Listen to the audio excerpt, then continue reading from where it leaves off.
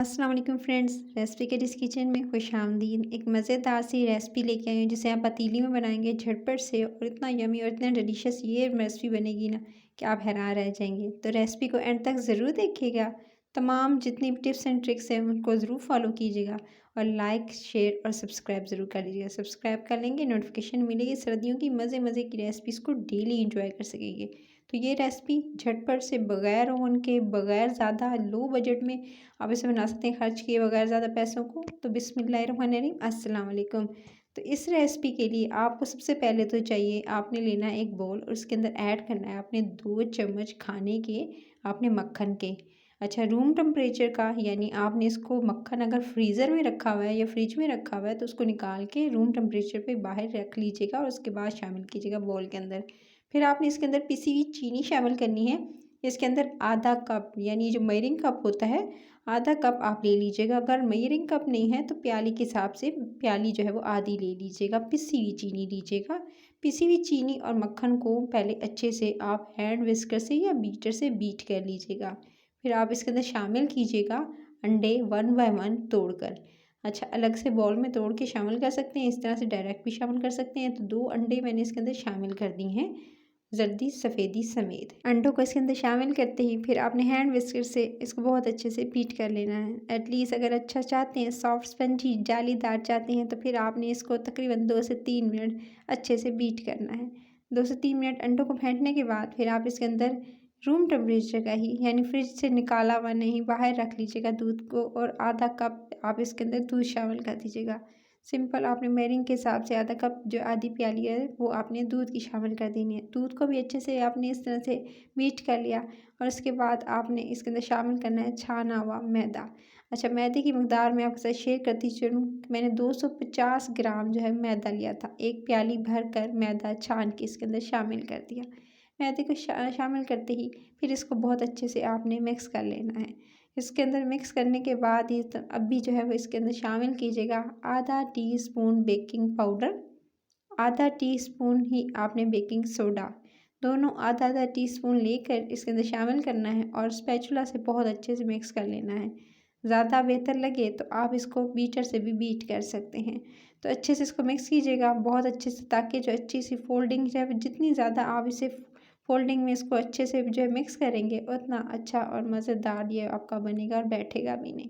उसके बाद आपने एक कोई सा भी मोल्ड ले लें, कोई बर्तन ले लें, उसमें आपने अच्छे से पहले ऑयल लगाना है। इसके अंदर शामिल कर दीजिएगा सारे मिक्सचर को। अच्छा, आपने सबसे पहले तो ऑयल लगा के जो बटर पेपर लगाना है, उसके बाद ही आपने इसके अंदर ये सारा मिक्सचर पोर करना है। इसके बाद आपने जो है इसके अंदर ये सारा मिक्सचर डालने के बाद कुछ भी वेस्ट मत कीजिएगा, स्पैचुला से अच्छे से मिक्स कीजिएगा, और इसके अंदर सारा का सारा आपने इसके अंदर डाल देना है। अच्छा, इस तरह से मिक्सचर को डालने के बाद फिर 1 से 2 बार इस तरह से टैप कीजिएगा, ताकि इसके अंदर जो बबल्स वगैरह हैं वो ख़त्म हो जाएंगे, और स्मूथ सा आपका ये मज़ेदार सा केक रेडी हो जाएगा।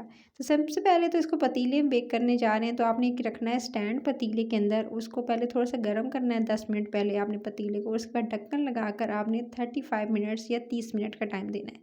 30 मिनट पे चेक कर लीजिएगा, ना हो तो 5 मिनट एक्स्ट्रा दे दीजिएगा। और ये दे सकते हैं परफेक्ट हो चुका था। मैंने तो 30 मिनट्स में चेक कर लिया था, तो ये परफेक्ट था। ये दे सकते हैं बिल्कुल अंदर से क्लीन। जब आप कोई इस तरह से स्टिक डालें, टूथपिक डालें, वुडन स्टिक डालें, और वो क्लीन निकले, साफ़ निकले, तो इसका मतलब है कि ये कुक हो चुका है, अच्छे से पक चुका है। फिर इसमें इस तरह से मैंने होल कर लिए थे गरम गरम ही केक के अंदर। उसको फिर निकाल लिया पतीले में से।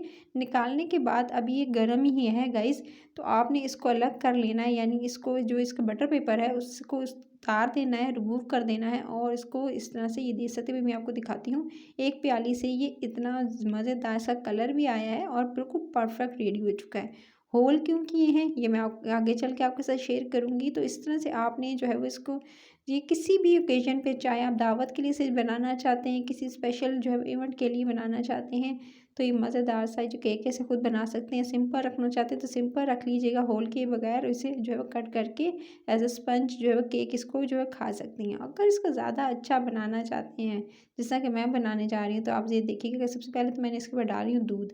अच्छा, ये जो दूध है ये आपने डालना है इसके ऊपर, और इसके ऊपर जो दूध की मकदार अक्सर शेक करती चलो, आधी प्याली दूध लीजिएगा। गरम गरम केक को जब रिमूव किया ना आपने इसका बटर पेपर, तभी जो है वो आपने इसके ऊपर दूध डालना है। अच्छा, दूध जो है वो सिंपल भी डाल सकते हैं, और चाहें तो आप इसके अंदर जो है वो ऐड कर सकते हैं कंडेंस मिल्क या पिसी हुई चीनी। तो दूध किस तरह से रेडी किया था आपके साथ शेयर कर देती हूँ। सिंपल मैंने आधी प्याली दूध की ली थी और इसके अंदर शामिल किया था 2 चम्मच भरकर मैंने इसके अंदर कंडेंस मिल्क ऐड करने के साथ ही इसको अच्छे से मिक्स कर लिया था।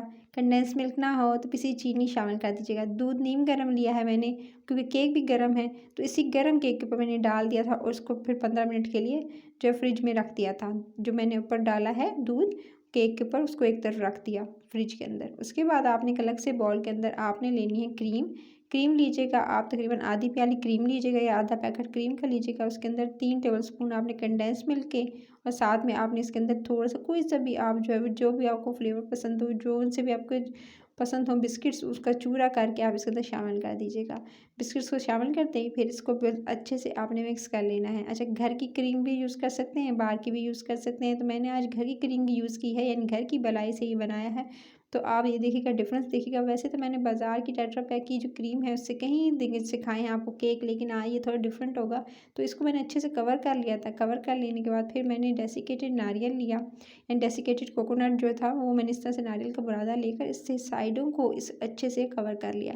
तो सारे जो साइडें थी इसकी उसको इस तरह से लगाती गई और इसको कवर करती गई। अच्छा, जब दूध डालेंगे ना, आपने जो है वो दूध डाला था, दूध और उसके साथ जो है आपने कंडेंस मिल्क, उसको आप ज़रूर 15 मिनट का टाइम दीजिएगा। जब अच्छे से दूध सोख कर जाए तो इससे क्या होगा, आपका जो केक है बहुत ज़्यादा सॉफ्ट बनेगा। ऊपर से इस तरह से डेकोरेशन कर दी। अगर रेसिपी अच्छी लगी है तो लाइक शेयर, चैनल को सब्सक्राइब ज़रूर कर लीजिएगा। आपको दिखाती हूँ कितना क्रीमी और रिच बना है। इसके अंदर मिल्क इतना ज़्यादा मज़ेदार पोर हो चुका था ना गाइस, अच्छे से जो है इसके अंदर जब्स हो चुका था कि आप हैरान रह जाएंगे।